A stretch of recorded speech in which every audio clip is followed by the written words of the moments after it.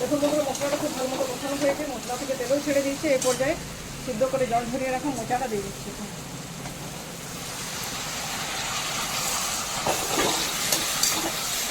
মোচাটা খুব ভালো মতো করে মিক্স করে নিচ্ছি।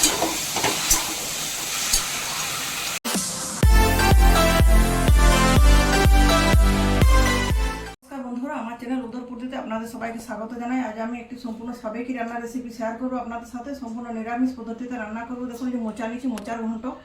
আমি মোচার ঘন্ট রান্নাটা যে কোনো নিরামিষ দিনে আপনারা অবশ্যই বাড়িতে বানাবেন। এই রান্নাটা আমি আমার শাশুড়ির কাছ থেকে শিখেছি, কীভাবে মোচা ছাড়িয়ে পরিষ্কার করতে হয় এবং কীভাবে রান্না করতে হয়, সমস্ত পদ্ধতিটাই আমার শাশুড়ির কাছ থেকে শেখা।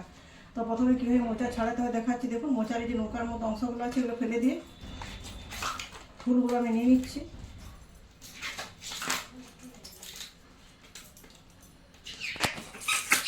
দেখুন বন্ধুরা, মোচার এই যে নৌকার মতো অংশটা ফেলে দিয়ে মোচার ফুলটা সংগ্রহ করে নিচ্ছি। এবার মোচার এই যে ফুলটা কীভাবে পরিষ্কার করতে দেখাচ্ছি। দেখুন এই যে শক্ত অংশ, ডগাটির অংশ আছে এটা, আরেকটা দেখুন পাতলা মাছের আঁশের মতো অংশ আছে, এগুলো ফেলে দিচ্ছি।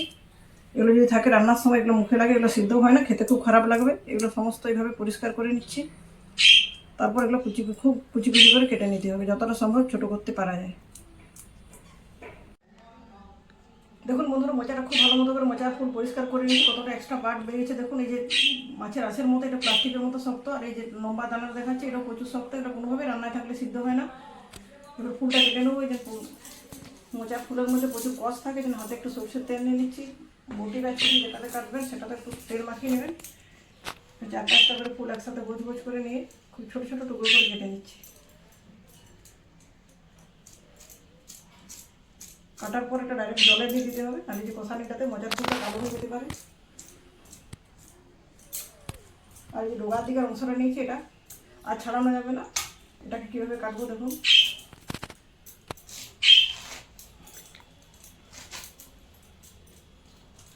খুব ছোট্ট ছোট্ট করে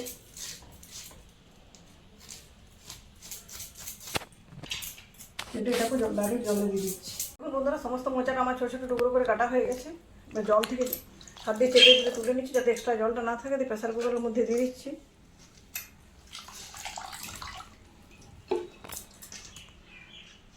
দেখুন বন্ধুরা, জলটাতে কত কষানি বেরিয়েছে, জলটা কেমন কাঁচা টাইপের হয়ে গেছে। এরপরে মোচার মধ্যে দিয়ে দিচ্ছি পরিমাণ মতো লবণ, সামান্য একটু হলুদ আর হাফ গ্লাসের মতো জল। এটা দিয়ে প্রেসার কুকারে 2টো সিটি দিয়ে নিচ্ছি।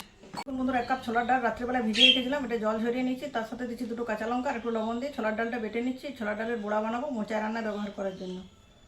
দেখুন বন্ধুরা, বড়া বানানোর জন্য ছোলার ডালটা খুব মিহি করে বেটে নিচ্ছি, একটা বাটিতে ঢেলে নিচ্ছি। এবার বড়াগুলো বানাবো খুব ছোটো ছোটো আকারে। আপনারা চাইলে মটর ডাল বা মসুর ডাল দিয়ে বড়াটা বানাতে পারেন। যেহেতু রান্নাটা নিরামিষ, যদি ছোলার ডালে না বানান সেক্ষেত্রে মটর ডাল দিয়ে বড়াটা বানাবেন।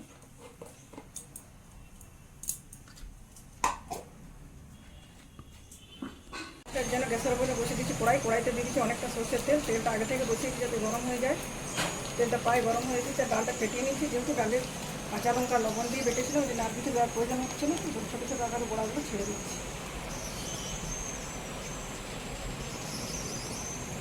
সমস্ত ডালের বড়াগুলো খুব ভালো মতো করে ভাজা হয়ে গেছে। ভেজে রাখা বড়াগুলো তেল থেকে তুলে নিচ্ছি। ওই তেলের মধ্যে বাকি রান্নাটা করে নেব, ওই জন্য তেলটা একটু এক্সট্রা দিয়েছিলাম।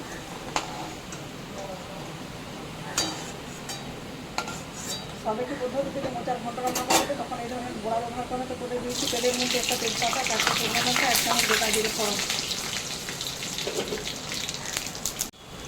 ফোড়নটা খুব ভালো মতো ভাজা হয়ে গেছে। ছোটো ছোটো টুকরো করে 2টো আলু কেটে নিয়েছিলাম, কেটে জল ঝরিয়ে রেখে আলুগুলো এখানে দিই খুব ভালো মতো ভেজে নিচ্ছি।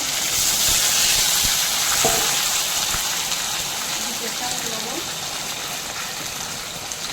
সামান্য একটু হলুদ,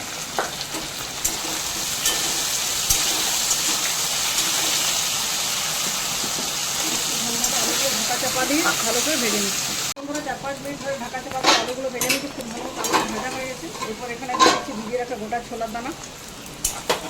ছোলার দানা দিলে খেতে খুব ভালো লাগে মোচার তরকারি। ছোলার দানাটাও আলুর সাথে 2-3 মিনিট ধরে ভালো মতো ভেজে নেব।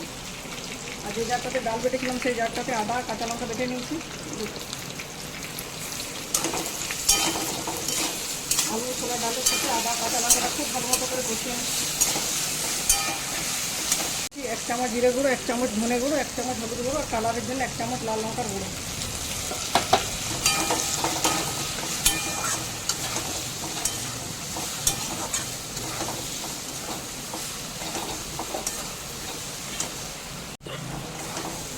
দেখুন বন্ধুরা মশলাটা খুব ভালো মতো কষানো হয়েছে, মশলা থেকে তেলও ছেড়ে দিয়েছে। এই পর্যায়ে সিদ্ধ করে জল ঝরিয়ে রাখা মোচাটা দিয়ে দিচ্ছি।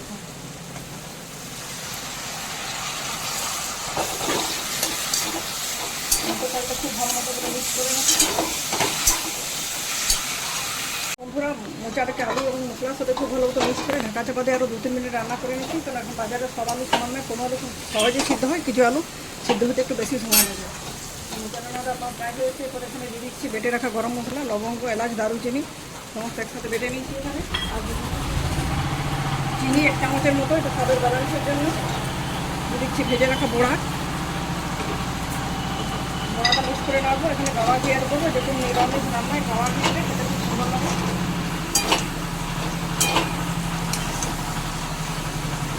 সবশেষে অ্যাড করছি 1 চামচ গাওয়া ঘি। তো বন্ধুরা আমাদের রেডি হয়ে গেল সাবেকি পদ্ধতিতে রান্না করা মোচা রান্না। গরম গরম ভাতের সাথে খেতে দুর্দান্ত লাগবে। সবটা মিক্স করে কিছুক্ষণ ঢেকে রেখে দিচ্ছি, তারপর এটা সার্ভ করবো। দেখুন বন্ধুরা আমার সাবেকি পদ্ধতিতে মোচা ঘন্ট রান্না কমপ্লিট হয়ে গেছে। এটা দেখতে যেমন সুন্দর, খেতেও অপূর্ব স্বাদের হবে। এই রান্নাগুলো এখন হারিয়ে যেতে বসেছে, কেন আমরা মোচা ছাড়ানো, মোচা কাটা এত সব ঝুঁকি ঝামেলা পোয়াতে চাই না বলে একটু কম কষ্টে যে রান্নাগুলো করা যায় সেগুলো করতে পছন্দ করি। কিন্তু আমরা যদি একটু কষ্ট করে রান্নাগুলো করি, আমাদের চারপাশে এমন অনেক শাকসবজি আছে যেগুলো অসাধারণ হবে, যে কোনো আমিষ রান্নাকেও টেক্কা দিতে পারবে। তো বন্ধুরা এই রান্নাটাতে যদি আপনাদের বাড়িতে নারকেল থাকে অবশ্যই নারকেল কোড়া ব্যবহার করবে, তাহলে খেতে এটা আরও দুর্দান্ত লাগবে। আমার এই নারকেল কোড়া ছিল না, তাই দিতে পারলাম না। আশা করছি আমার আজকের এই নিরামিষ রেসিপিটি আপনাদের খুবই ভালো লাগবে। যদি ভালো লাগে ভিডিওটিতে লাইক, শেয়ার এবং চ্যানেলটি সাবস্ক্রাইব করে আমার পাশে থাকবেন। আর যদি ফেসবুক পেজ থেকে ভিডিওটি দেখেন অবশ্যই পেজটিকে ফলো করে দেবেন। তো বন্ধুরা আজকের মতো এ পর্যন্ত, পরের দিন দেখা হবে নতুন কোনো রেসিপির সাথে। ধন্যবাদ।